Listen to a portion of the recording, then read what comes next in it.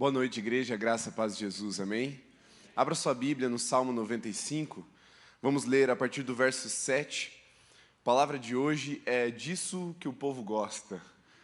Título mais chamativo, e vamos entender o que Deus tem a dizer sobre isso. Porque quando a gente fala disso que o povo gosta, a gente está falando normalmente de um gosto muito comum, um gosto popular. Quando você fala, por exemplo, de um churrasco depois do domingo de manhã, você sai do culto e uma família te convida, vamos lá almoçar lá em casa, vou fazer um churrasco, você fala, é disso que o povo gosta. Por quê? Porque a maioria das pessoas gosta disso. Há um senso comum, há uma ideia distribuída desse tipo de gosto. Mas a palavra de Deus aqui no Salmo 95 declara algo, ou o próprio Deus declara algo aqui no Salmo 95 sobre o gosto do seu povo. Nós precisamos entender essa palavra. É uma palavra que tem esse título, mas o tema é sobre fé e incredulidade. E o pastor Avso orou bastante da minha pregação já, então eu creio que Deus já está agindo, já está respondendo muitas coisas e abrindo os corações. Vamos ler Salmo 95, verso 7 em diante. A minha versão é NA, você pode acompanhar pelo telão ou pela sua versão. Está escrito, Ele é o nosso Deus, e nós somos o povo do seu pasto, e ovelhas de sua mão. Hoje, se ouvirem a sua voz, não endureçam o coração como em Meribá, como naquele dia em Massá, no deserto, quando os pais de vocês me tentaram pondo-me à prova, apesar de terem visto as minhas obras. Durante 40 anos estive irritado com essa geração e disse, este é um povo que gosta de se desviar. É disso que o povo gosta, diz o Senhor. Eles não conhecem os meus caminhos. Por isso, jurei na minha ira, eles não entrarão no meu descanso. Feche seus olhos, vamos orar. Senhor, essa é uma noite em que nos apresentamos a Ti com o coração adorador.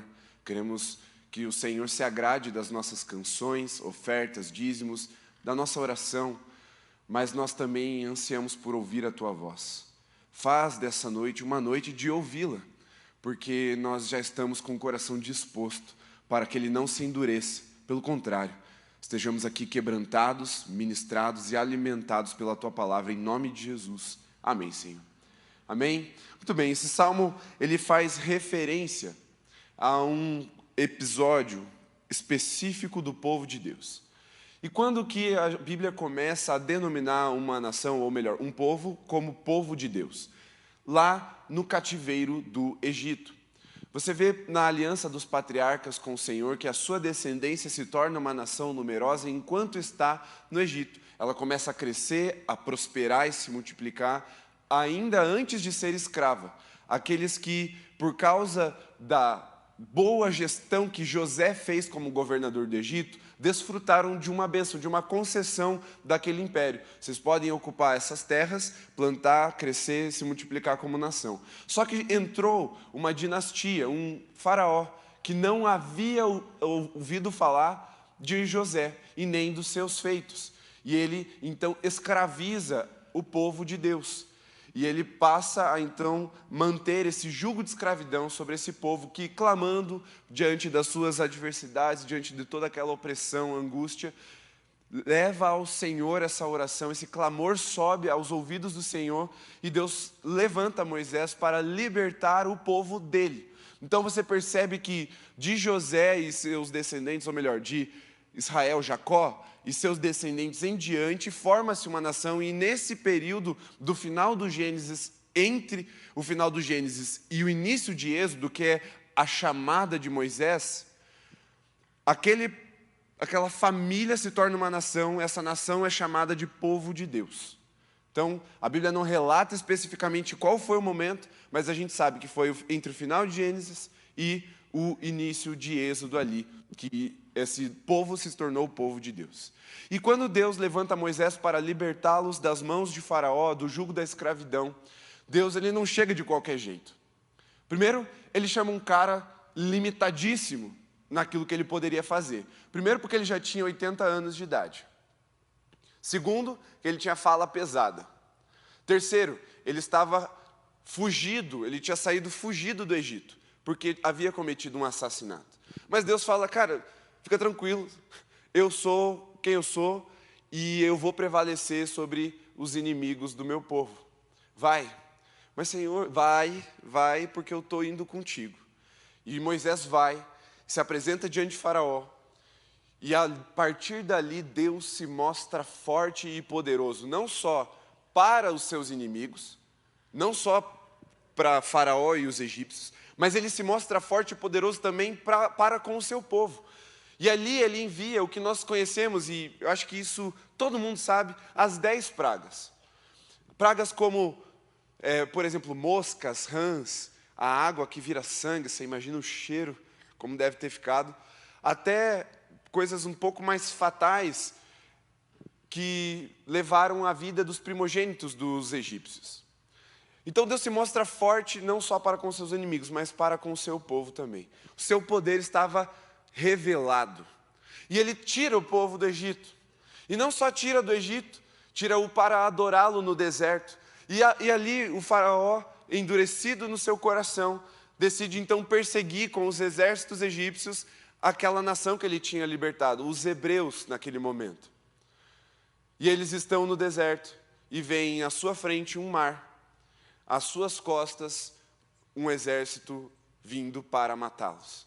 E ali, mesmo tendo visto 10 pragas a seu favor, libertando-os das mãos de Faraó, o povo começa já a duvidar. E peraí, você tirou a gente do Egito para morrer aqui?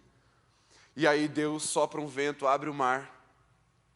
Eles passam em terra seca, causa uma confusão para atrasar o exército egípcio. Depois solta eles começam a atravessar atrás, o mar fecha, afoga todo mundo. Aquela dinastia é apagada da história. Todo mundo sabe o nome de Moisés. Todas as culturas do mundo até hoje sabem quem foi Moisés. Praticamente todas as culturas sabem.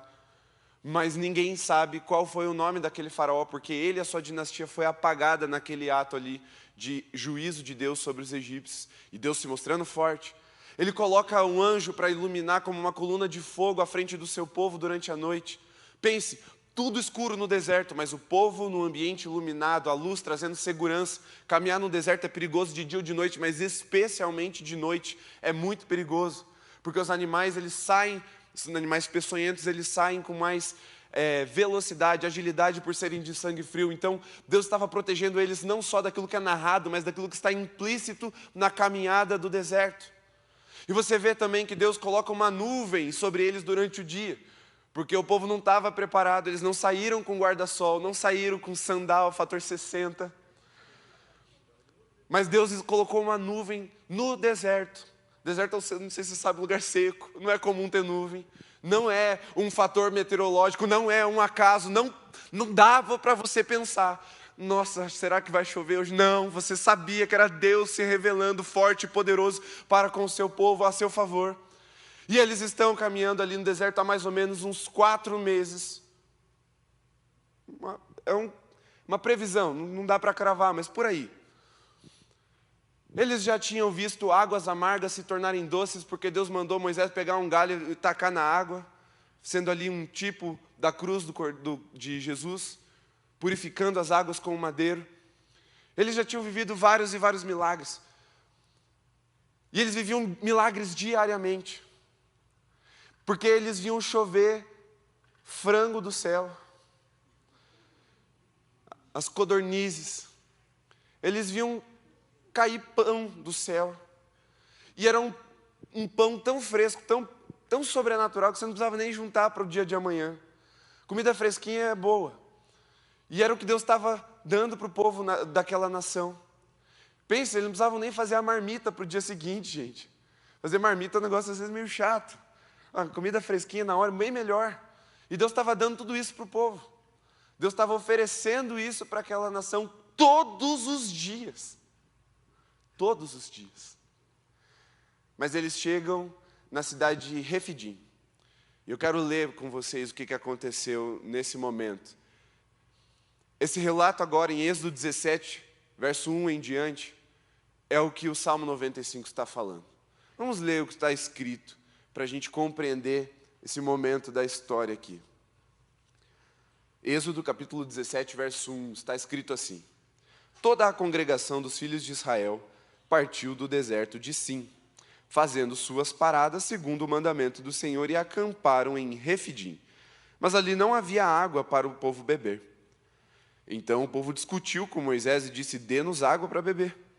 Moisés respondeu: por que vocês estão discutindo comigo? Por que estão tentando o Senhor? Mas ali o povo estava com sede de água e murmurou contra Moisés, dizendo: por que você nos tirou do Egito? Para nos matar de sede, a nós, a nossos filhos e aos rebanhos? Então Moisés clamou ao Senhor: que farei com esse povo? Daqui a pouco vão me apedrejar. O Senhor respondeu: passe adiante do povo e leve com você alguns dos anciãos de Israel.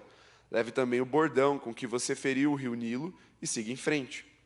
Eis que estarei ali diante de você, sobre a rocha em Horebe.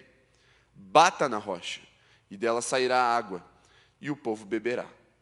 Moisés assim o fez na presença dos anciãos de Israel. E chamou o nome daquele lugar Massá e Meribá, por causa da discussão dos filhos de Israel, e porque tentaram o Senhor, dizendo: está o Senhor no meio de nós ou não? Veja, um lugar que tinha o nome de Refidim foi rebatizado por Deus por causa da discussão que o povo teve com Moisés. Mas, na verdade, quando Moisés vai levar essa queixa diante do Senhor, Deus deixa claro que não era a Moisés a quem eles estavam rejeitando, ou não era de Moisés que eles estavam duvidando, não era o caráter de Moisés que estava sendo colocado à prova, mas sim o de Deus. Eles estavam tentando o Senhor. Agora, quando nós falamos de incredulidade, é muito comum nós vemos um argumento daqueles que permitem que a incredulidade se estabeleça em seu coração, dizendo: ah, se Deus me desse um sinal, eu ia acreditar. Se Deus só mandasse um anjo falar comigo, eu acreditaria. Não, pastor, na verdade, assim, o que eu precisava era só de uma prova. E aí eu ia crer. Por que Deus não faz desse jeito que eu estou pedindo? Porque daí eu ia crer. Se Ele quisesse que eu tivesse fé nele, Ele ia fazer isso que eu estou pedindo. É comum você ver esse contra-argumento de incredulidade pautado o quê? Na dúvida quanto ao caráter de Deus. Porque, na verdade, isso expressa não a dúvida quanto ao que Deus pode fazer, porque quando nós olhamos para trás na nossa história, se nós olharmos com olhos de fé, nós sabemos que Deus tem intervido inúmeras vezes de forma sobrenatural para nos guardar, nos proteger, nos prover, nos conduzir.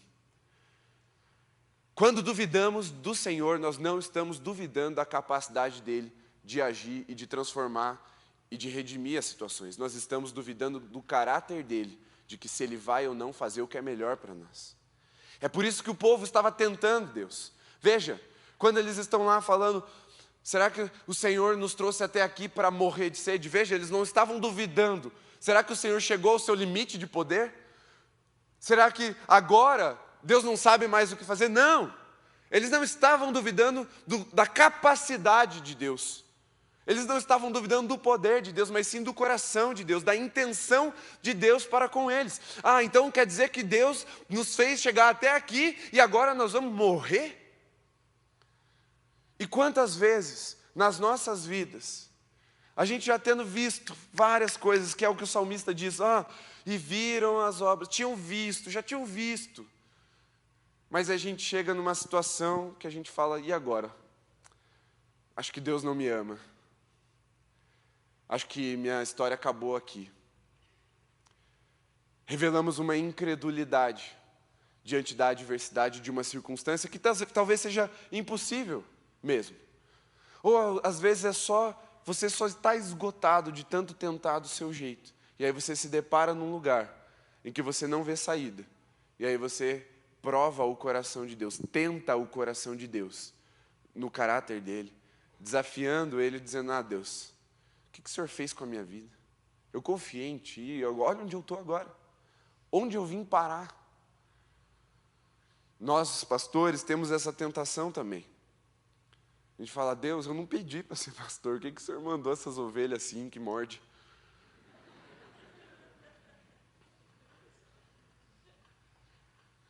A gente A gente é tentado às vezes, a gente chega num lugar do ministério e fala, Deus, por que o Senhor me trouxe até aqui? Eles vão me matar. Mas talvez na sua vida você tenha chegado em alguma situação assim, e a sua fé está sendo provada. Mas a incredulidade tem tomado lugar no seu coração. E qual é a consequência da incredulidade? Deus fala no Salmo 95, então eu jurei na minha ira, nunca entrarão no meu descanso. Não é à toa que nós vivemos um tempo em que nós estamos tão cansados. Os nossos avós trabalharam na roça a vida toda e estavam menos cansados do que nós. Porque o nosso cansaço é um cansaço muito mais mental, às vezes até do que físico. Talvez ninguém aqui trabalhe carregando saco de feijão de 50 quilos. Talvez seu trabalho seja braçal e seja pesado. Mas o ponto é que a maioria de nós estamos em outro contexto e nós estamos muito cansados. Isso não é só na sociedade, isso está dentro da igreja. Existe um filósofo da atualidade chamado Byung-Chul Han. Ele escreveu uma série de livros que eu gosto muito, são livros pequenos, que ele faz análises sociais muito precisas. E o que mais me chamou a atenção quando eu li foi a sociedade do cansaço. E recentemente, um dos nossos professores da faculdade, o pastor e professor Willy Baldo, escreveu um livro baseado nesse livro do Byung-Chul Han, que se chama Igreja do Cansaço. E ele transpõe essa realidade da sociedade para a igreja.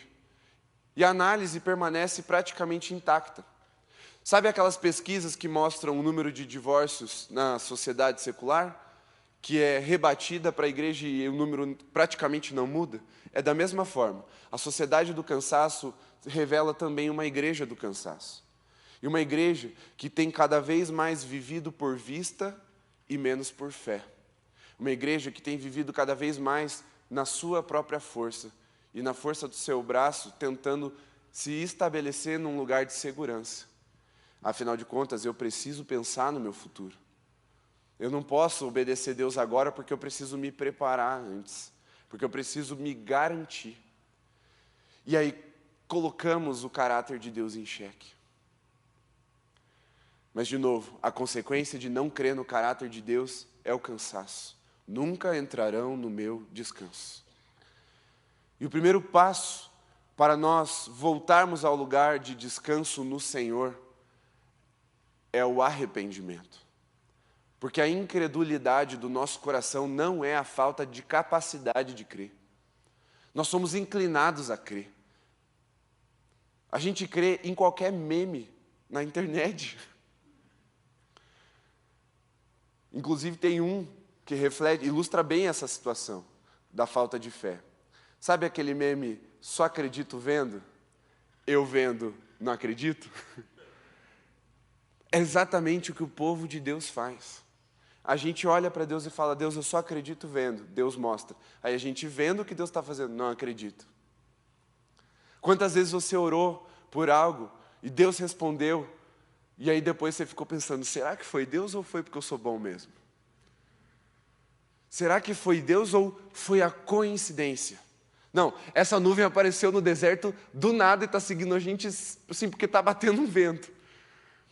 A gente questiona as ações de Deus, por quê? Porque a incredulidade não vem pelo ver.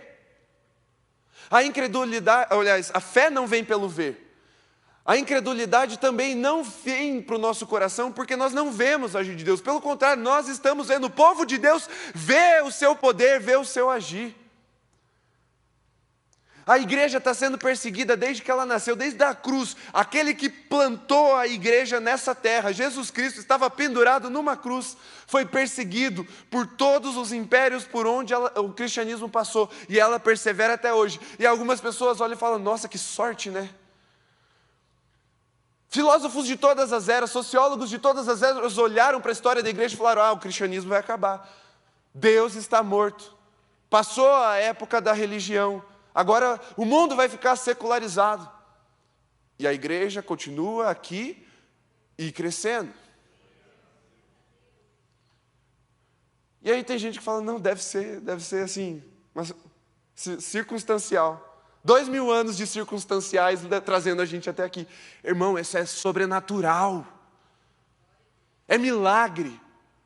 Não tem outro jeito de termos chegado até aqui. Se você está sentado nessa cadeira agora ouvindo, ou em casa ouvindo, no YouTube, uma plataforma digital que transmite para qualquer lugar do mundo a mensagem que está sendo pregada, irmão, não é acaso que o Evangelho chegou aos seus ouvidos e gerou fé no seu coração, e isso fez com que você confessasse Ele como Senhor e Salvador da sua vida. Não foi o acaso.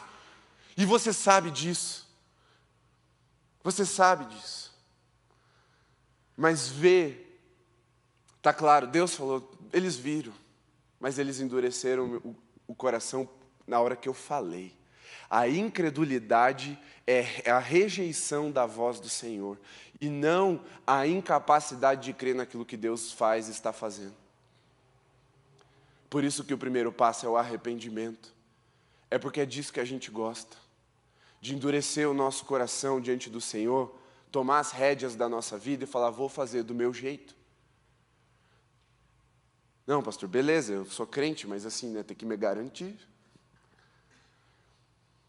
Aí você está aí preocupado com o futuro.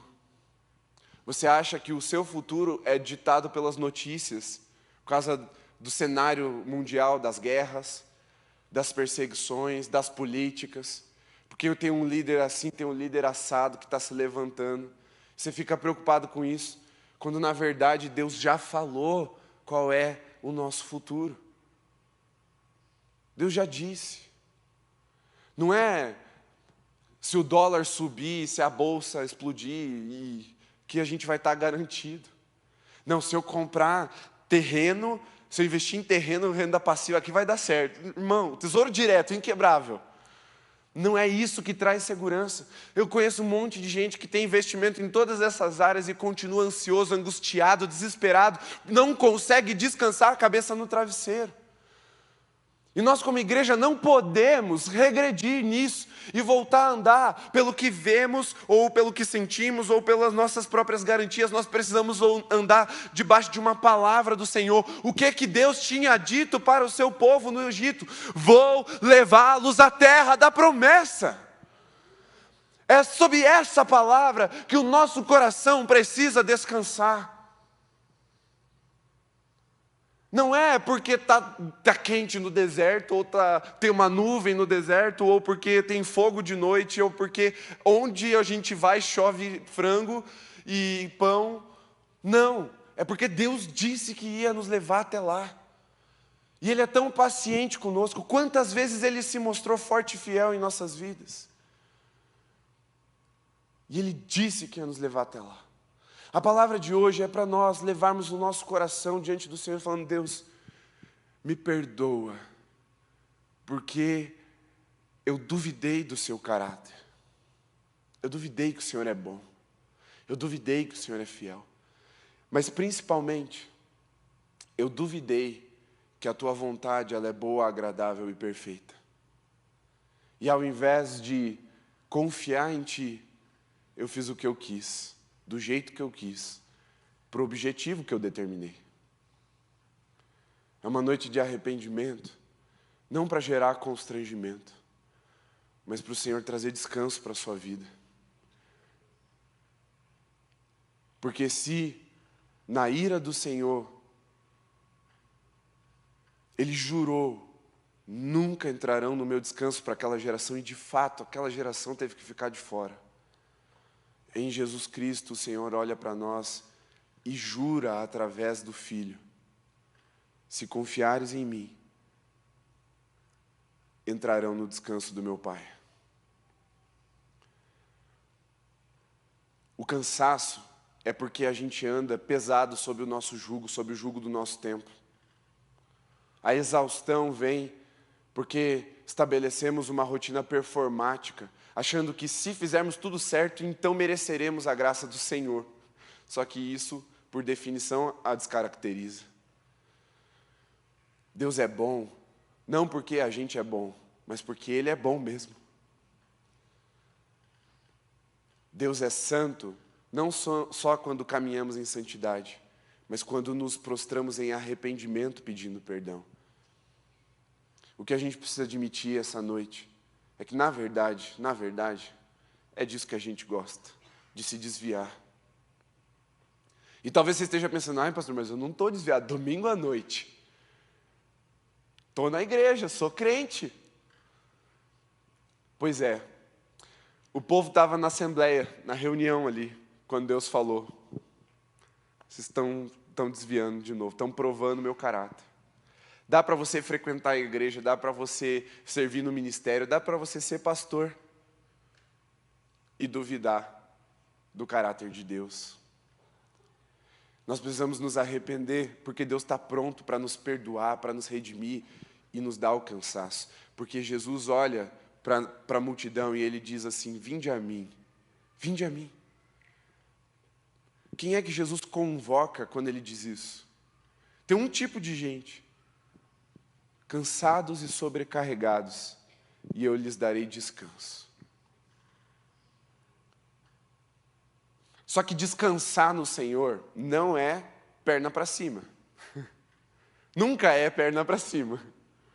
Ou quase nunca é perna para cima. Às vezes a gente tem que dormir, é verdade. Mas o que é descansar no Senhor? Jesus ele continua dizendo, tomem o meu jugo, que é leve, e o meu fardo, que é suave. E vamos caminhar. Descansar no Senhor é você caminhar ao lado de Jesus sabendo que Ele está à frente, nos conduzindo. A sua vida tem um destino certo. E a sua eternidade também, porque Jesus foi na frente, nos mostrando o caminho até o Pai. É Ele a promessa que se cumpre nas nossas vidas, de que entraremos no descanso do Pai. Mas esse descanso não é algo só escatológico. É para nós experimentarmos isso todos os dias. E essa mensagem é para nos ensinar como nós temos um coração inclinado para o desvio. Desviar não é só ir para a balada e encher a cara. Desviar não é só voltar a fumar ou estar em pecado. Dá para se desviar com as vestes religiosas, andando na igreja, no meio da Assembleia do Senhor, mas está com o coração endurecido para a voz dele. O que Deus fala nesse salmo é, se hoje ouvirem a minha voz, não endureçam o coração. Não há prova de fé maior do que quando Deus fala sem nos mostrar, e nós confiamos e obedecemos aquilo que Ele está nos dirigindo. Uma igreja que descansa no Senhor é uma igreja que amadurece a sua fé, e para de ficar pedindo sinal para Deus. Ai, Deus, se chover em Curitiba é de Deus. Não. Ai, Senhor, se alguém na igreja orar por mim, eu vou entender que é de Deus. Irmão, não estou dizendo que isso é errado. Mas Deus nos dá a oportunidade de, quando Ele fala conosco, nós não endurecemos o coração, ouvirmos a voz dEle e entrarmos no descanso confiando naquilo que Ele disse.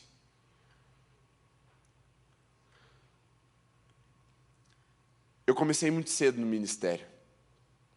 E uma das coisas que eu tive que abrir mão para ir ao lugar que Deus queria que eu fosse, que era o seminário, eu tinha 20 anos, eu estava no meio de uma faculdade de engenharia mecânica, na UTF-PR aqui em Curitiba. E Deus começou a falar comigo e eu falei, Deus, e aí eu vou morrer de fome, igualzinho o povo. Sede não, porque a água é fácil aqui, né? Mas assim, eu falei, Deus, como é que eu vou pagar minhas contas? Como é que eu vou casar? E Deus falava todos os dias ao meu coração, vai. Eu falava, Deus, tudo bem, eu vou, eu quero ir, Deus, eu quero ir. Só me dá um sinal. Aí Deus me deu o primeiro sinal, eu falei, Senhor, 2 tá bom. Aí Deus deu o segundo, eu falei, estou quase lá, Jesus, mais um. Eu estava amadurecendo a minha fé. Mas chega uma hora que Deus fala, chega de sinal, agora obedeça. Eu estou te dando a oportunidade de confiar em mim, no meu caráter, na minha justiça, na minha provisão. Aí eu fui. O meu plano de casar, quando eu fazia engenharia mecânica, era casar com 26 anos. Eu casei com 23, 24. Por aí, 23 eu acho, 23 ou 24. Foi antes do que eu imaginava. Porque Deus é Deus bom, Deus é Deus fiel. E quando nós andamos em obediência, porque ouvimos a sua voz, é certo que as promessas do Senhor nos alcançarão e se cumprirão integralmente nas nossas vidas. Fique em pé, vamos orar.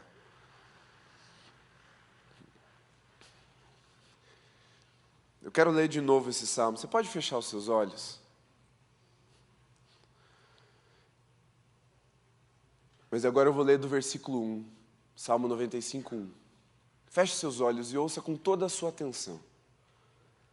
Venham, cantemos ao Senhor com júbilo, celebremos o rochedo da nossa salvação. Saiamos ao seu encontro com ações de graças, vitoriemo-lo com salmos, porque o Senhor é Deus supremo e grande Rei acima de todos os deuses. Nas suas mãos estão as profundezas da terra e as alturas dos montes lhe pertencem. Dele é o mar, pois ele o fez, obra de suas mãos os continentes. Venham, adoremos e prostemo-nos, ajoelhemos diante do Senhor que nos criou. Ele é o nosso Deus, e nós somos povo do seu pasto e ovelhas de sua mão. Hoje, nessa noite, se ouvirem a sua voz, não endureçam o coração como Meribá, como naquele dia em Massá no deserto. Quando os pais de vocês me tentaram, pondo-me à prova, apesar de terem visto as minhas obras, durante 40 anos estive irritado com a geração e disse: esse é um povo que gosta de se desviar. Eles não conhecem os meus caminhos. Por isso jurei na minha ira, eles não entrarão no meu descanso. Essa é uma noite de conhecer os caminhos do Senhor. Essa é uma noite de recebermos a revelação que nos traz descanso. Se sua vida está atribulada, atordoada, bem-vindo ao clube, nós estamos enfrentando batalhas. Nós enfrentamos dificuldades, nós enfrentamos incertezas. Eu temo muitas vezes, quando eu vejo o cenário também. Eu tenho uma filha de 3 anos.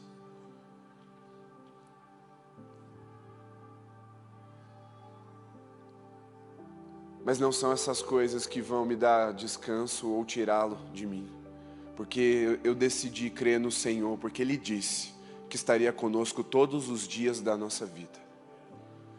Se o seu coração está pesado nessa noite, Ele quer te aliviar. Se você tem andado cansado e sobrecarregado, Jesus está te chamando para perto de novo, para você deixar essa carga, esse fardo para trás. Colocar o dele que é leve, para você continuar caminhando em um outro ritmo, em uma outra direção.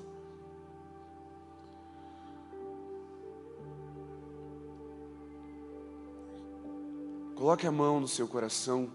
Peça ao Senhor auxílio para você sondar as suas incredulidades agora. Para você sondar a dureza do seu coração. Pergunte: Senhor, aonde eu tenho endurecido o meu coração? Aonde eu preciso me arrepender por não ter confiado em Ti? Se eu canto que o Senhor é bom e o Senhor é poderoso, por que duvidei? Por que não criei? Por que atribulei a minha alma? Por que ela se perturba dentro de mim?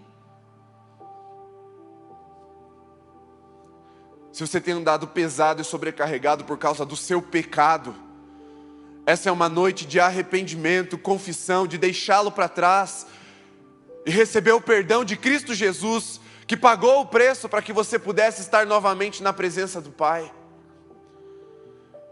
Essa é uma noite de te tirar das incertezas, do medo da morte, do medo do futuro, do medo da condenação. Porque o perfeito amor lança fora todo medo, Ele liberta o nosso coração de toda perseguição na alma. Não andeis ansiosos por coisa alguma, diz o Senhor. Ele é fiel e justo, poderoso em todas as circunstâncias. Quem poderá aconselhar o santo? Quem poderá impedir o agir do Senhor? Se foi Ele quem criou todas as coisas pela palavra do seu poder, por meio do verbo todas as coisas foram criadas. Quem tem a criação no currículo não pode ser impedido por nenhuma circunstância dentro desse mundo. Não existe deuses ou falsos deuses, como nós chamamos. Não existem inimigos carnais ou espirituais que possam se opor à vontade soberana do nosso Senhor. Ele é soberano. E Ele é pessoal. Ele olha para o nosso coração. Ele nos chama de filhos, enviando, soprando o amado Espírito Santo para testificar no nosso coração: Abba, Pai.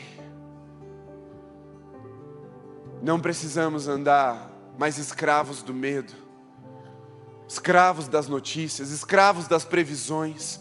Não precisamos mais andar ansiosos por coisa alguma, porque Ele está conosco. A decisão de confiar, de crer, cabe a cada um de nós agora. Aonde o seu coração ainda está duro para a voz do Senhor? É porque você ainda precisa de sinais? Eu te convido a olhar para trás na sua vida. Você vai ver quantas vezes o Senhor te livrou, quantas vezes o Senhor te sustentou, quantas vezes o Senhor te fez prevalecer, quantas vezes o Senhor te reergueu quando você caiu no lamaçal do pecado, quando você entrou no lugar da abominação, e Ele estava lá, brilhando como luz radiante, te recolhendo da tua miséria, juntando os cacos quebrados e te restaurando. Lembre-se do amor de Jesus por você até aqui. E se nessa noite você está o conhecendo, porque é o que Deus afirma aqui no Salmo 95, não conhecem os meus caminhos. Se você ainda não conhece o caminho de Jesus, eu te convido a olhar para a cruz agora e crer no seu coração, e com a sua boca confessar: Jesus Cristo é o meu Senhor. Porque a obra na cruz é o primeiro passo para essa libertação, para esse lugar de descanso. É em Cristo Jesus que repousamos o nosso coração. Mas se ouvirem a voz do Senhor, não endureçam. Amem ao Senhor com toda a sua obediência, com toda a sua fé, com toda a sua disposição. Eu quero convidar aqui à frente você que tem andado sobrecarregado e cansado, abatido, e precisa de um renovo sobrenatural. Você, pastor, dia a dia, correria. Não é para você. A não ser que você queira, mas eu quero chamar aqui você que precisa urgente de um renovo do Senhor, e a nossa equipe de intercessão vai vir até você para orar. Deixe o seu lugar e venha aqui à frente, se ajoelhe diante do Senhor, e o Senhor trará renovo, descanso. Se você está nessa situação, venha. Não endureça seu coração, não tenha medo. Deixe o seu lugar e venha. Essa é uma noite, talvez, de derramar suas lágrimas diante do Deus Altíssimo. A equipe de intercessão pode vir orando já. Orem por renovo, por restauração, por um vigor. Os pastores quiserem vir também, podem vir.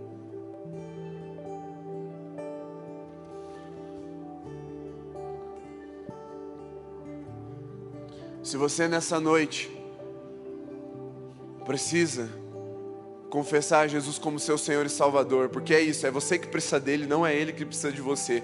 Ainda assim ele te quer, mas é você que precisa dele urgente. Essa é a noite que você tem a chance de querê-lo também e corresponder. E ao ouvir a sua voz, não endurecer o seu coração. Talvez você já teve essa oportunidade várias e várias vezes e deixou para outro dia. Essa noite é o dia de você se render ao Senhor. Se você quer fazer essa oração, você pode vir aqui à frente e fique em pé para que os nossos pastores te reconheçam e possam orar com você. Há alguém aqui nessa noite que quer entregar a sua vida a Jesus? falar: Jesus, seja o Senhor da minha vida, tome a minha vida em tuas mãos, eu confio em ti, eu confio o meu futuro, a minha eternidade em suas mãos.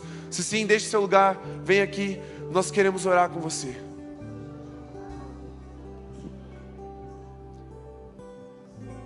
Vamos adorar ao Senhor antes de encerrarmos o nosso culto. Enquanto o pessoal continua ministrando aqui na frente, não tenho pressa. Vou pedir que a igreja se coloque em pé. Vamos adorar enquanto ministramos ao Senhor essa canção e aos irmãos a nossa intercessão. Você sabe o que é estar cansado e desesperado. Até o profeta pediu para si a morte, mas o Senhor enviou um anjo para servi-lo pão, vinho e mandou ele dormir. É no lugar da comunhão, da ceia, em que nós somos restaurados do nosso cansaço. Se você está assim, ainda pode vir aqui à frente. Mas estenda as suas mãos, vamos cantar, vamos abençoar os nossos irmãos, vamos interceder agora em nome de Jesus. Se você terminou de orar, fique em pé. Vou pedir que os pastores continuem perto desses que estão aqui à frente, abracem eles, estejam ao lado deles nesse momento. Senhor, nós declaramos a nossa fé em Ti nessa noite. Tu és o Senhor das nossas vidas, e Tu és maior, mais poderoso, mais forte, incomparável, Senhor do universo. Tu és o nosso Salvador e Redentor. É o Senhor quem redimiu a nossa alma. O Senhor é quem nos garantiu a vida eterna. Por isso estamos alegres, porque podemos confiar naquele que é santo, santo, santo. Nunca mentiu, não mente e não pode mentir para nós. Confiamos integralmente no Teu caráter. Entregamos a nossa vida em Ti e desejamos nessa noite sermos revestidos de poder e autoridade para corresponder em obediência a toda a palavra que o Senhor dirigir a nós. Senhor, quebranta o nosso coração duro. Lançamos fora aquilo que nós gostamos de fazer, que é nos desviar dos Teus caminhos, e nos apegamos naquilo que o Senhor quer para as nossas vidas. Nos apegamos na Tua vontade, declarando que a Tua vontade para nós é melhor do que a nossa vontade para nós. Porque Jesus já falou que o Senhor é bom Pai, o Pai celestial. E se um pai terreno não dá pedra quando o filho pede pão, nem serpentes quando o filho pede peixe, quanto mais o Pai perfeito que está nos céus. Então nós confiamos que a Tua vontade é sim muito melhor do que a nossa, para nós mesmos e para os nossos. Confiamos também na perfeição da Tua obra, no detalhe que o Senhor cuida, no detalhe que o Senhor escreve, no detalhe que o Senhor soberanamente conduz cada uma das nossas vidas. Confiamos na perfeição dela, mas também confiamos no caráter agradável da Tua vontade.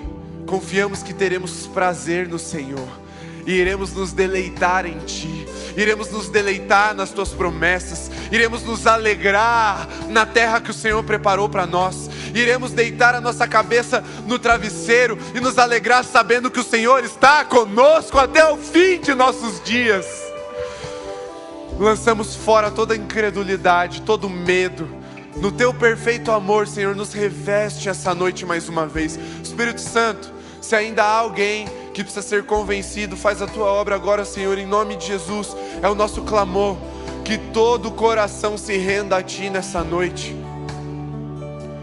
Que toda a família esteja regada pelas Tuas promessas, que toda a convicção seja renovada, que os joelhos vacilantes sejam fortalecidos para que não se dobrem diante das circunstâncias e dos inimigos do Senhor, mas estejam voluntariamente dobrados diante do Rei dos Reis e do Senhor dos Senhores. Que aprendamos a confiar em Ti e a caminhar debaixo das Tuas palavras. Livra-nos de andarmos por vista. Não somos como os ímpios, não somos como ovelhas desgarradas sem pastor.